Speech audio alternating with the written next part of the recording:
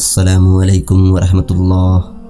एक बादशाह का वज़ीर बड़ा नेक सीरत था और बादशाह का इंतहाई वफ़ादार और खैर ख्वाह था।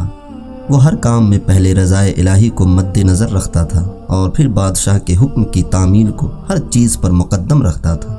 बादशाह उसकी खूबियों का दिल से कदरदान था और ये बात वज़ीर के दुश्मनों के दिल में कांटे की तरह खटकती थी।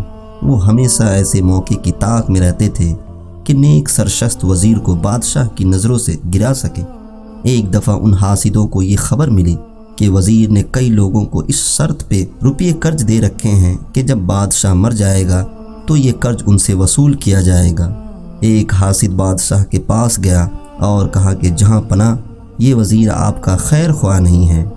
उसने लोगों को इस शर्त पर कर्ज दे रखा है कि आपके वफ़ात पाने पर उनसे वापस लिया जाएगा। इसका मतलब ये है कि वह आपकी मौत का ख्वाह है ताकि आपके बाद लोगों से रुपया वापस लेकर मौज उड़ाए।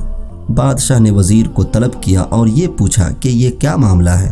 वज़ीर ने दस्त बदस्त अर्ज की कि आलम पनाह, ये सच है कि मैंने इस शर्त पर लोगों को रुपये दिए हुए हैं, लेकिन मैंने ये बात खैर ख्वाही से की है, बदख्वाही से नहीं।